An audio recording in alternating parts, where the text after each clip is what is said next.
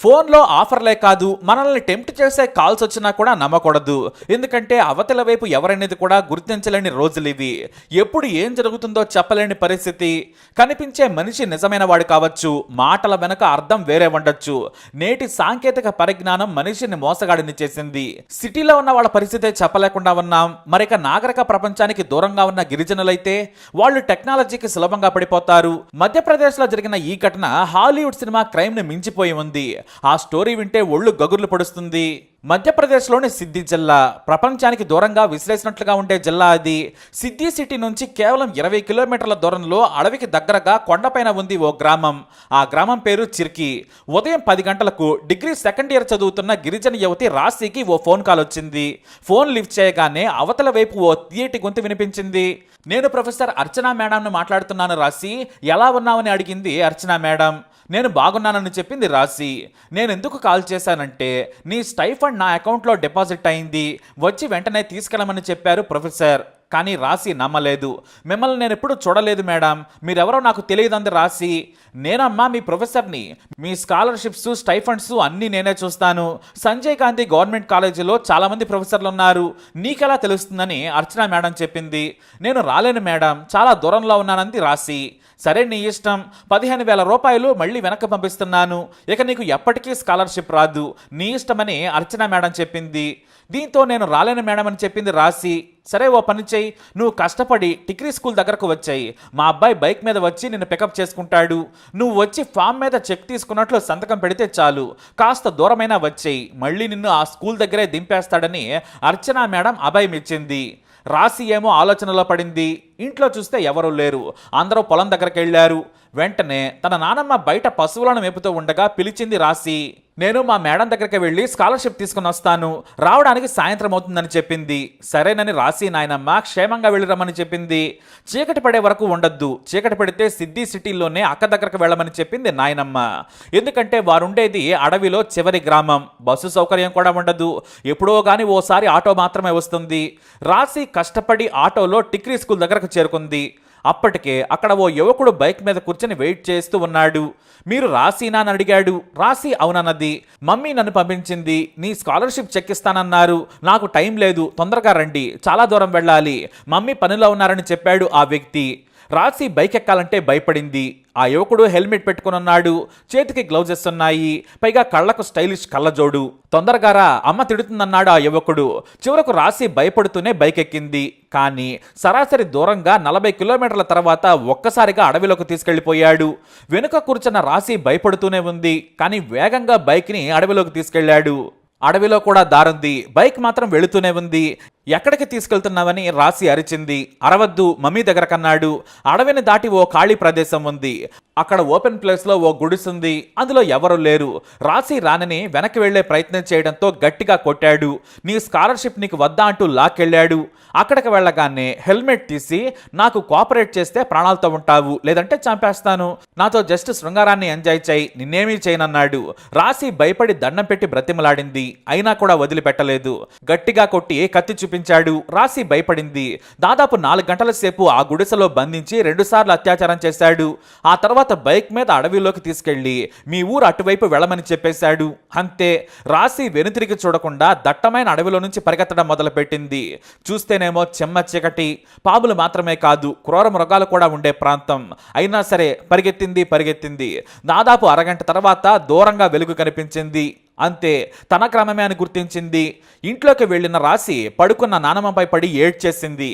ఏం జరిగిందమ్మా అని నాన్నమ్మ అడిగింది. నా ఫోన్ పోయిందని చెప్పింది రాశి. ఆ మరునాడు తన ఇంట్లోని వారు ఓ బైక్ దొంగ ఫోన్ కొట్టేశాడని మాత్రమే పోలీసులకు ఫిర్యాదు చేశారు. రాశి సొంతంగా ఫిర్యాదు రాసి పోలీసులకు ఇచ్చింది. కానీ వారం తర్వాత ఆ బాధ తట్టుకోలేకపోయింది. నేను దాచిపెట్టుకున్నాను, నా వల్ల వేరే అమ్మాయిలు ఆ రాక్షసుడికి బలి కాకూడదని నిర్ణయం తీసుకుంది రాశి. తన ఇంట్లో వారికి చెప్పి ఏడ్చింది.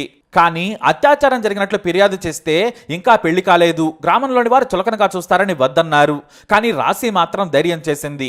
చదువుకుంటున్న నేను ఎవరికి ఎందుకు భయపడాలి, నాలా ఏ అమ్మాయికి ఇలాంటి సమస్య రాకూడదని తన సోదరుడిని తీసుకెళ్ళింది. ఎస్ఐని ప్రైవేట్గా కలిసి తన కథ మొత్తం చెప్పింది. వెంటనే ఎస్ఐ ఉన్నతాధికారులకు సమాచారం ఇచ్చారు. జిల్లా ఎస్పీ రంగంలోకి దిగారు.